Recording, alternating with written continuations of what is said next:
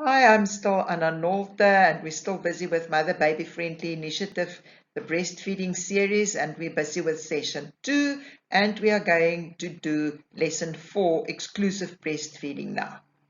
Now, the purpose of this very small, short lesson is to just basically explain what exclusive breastfeeding means, because there might be a little bit of controversy about what it is and what it should mean. So this is basically in very short what we are going to do now. Now, if we look at the term exclusive breastfeeding, it's as initiated, or it started to a large extent from World Health Organization and UNICEF.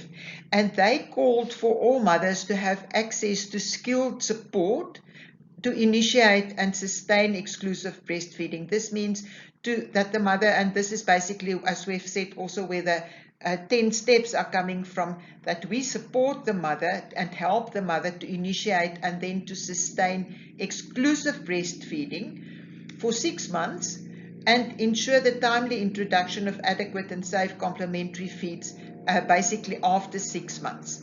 And then to continue with breastfeeding up to 3 years. Now, we all know that that's not always possible, and there's a lot of debate on it, and there's a lot of debate about the introduction of solids only after 6 months. We will talk about it very briefly, but this statement is being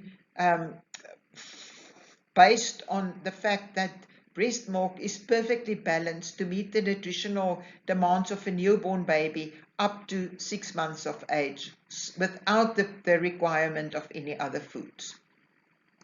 Now, evidence has shown that there are certain requirements in order for the mother to be able to exclusively breastfeed, and WHO and UNICEF, recommend the following practices in order for the mother, or to enable the mother, to do exclusive breastfeeding for 6 months. And this is the initiation of breastfeeding within the first hour. And then in exclusive breastfeeding, the infant only receives breast milk without any addition of food or drink, not even water. And that's all the time. That's for up to 6 months. So initiation of breastfeeding first and within an hour. And from then on, only the baby gets only breast milk, nothing else. No water, no supplementary foods, anything. And it should be based on reciprocal. Here you see another name for cue feeding or demand feeding or responsive feeding, is that the baby should be fed according to the cues of the baby that the mother that the baby gives the mother, and that she should not use any bottle feeds or pacifiers.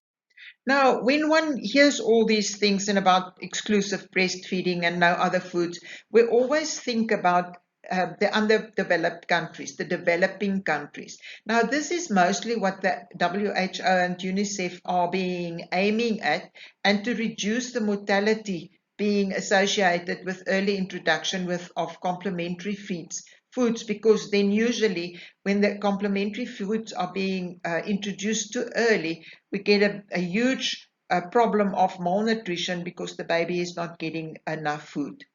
But in most developed countries, we don't have all these problems with uncontaminated or contaminated water, or that there's not nutritionally adequate foods, etc.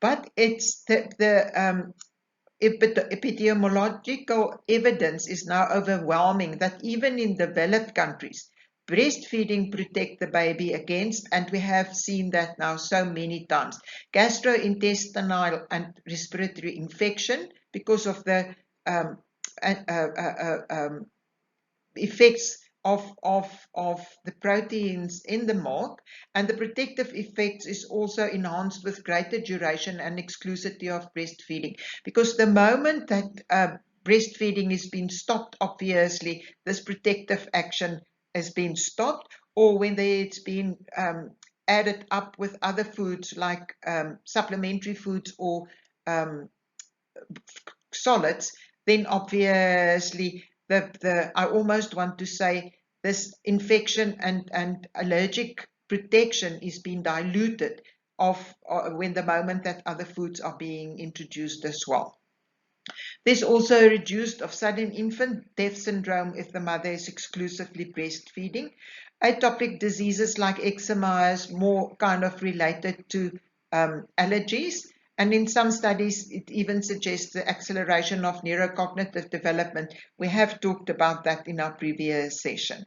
And it also protects the baby and the later on adult against some chronic conditions like obesity, diabetes, etc. So in conclusion, one can say that the optimal duration of exclusive breastfeeding for 6 or more months has no observable deficits in growth. So it doesn't mean that the baby has been grew less effective, if I can call it like that, if they were fully breastfed.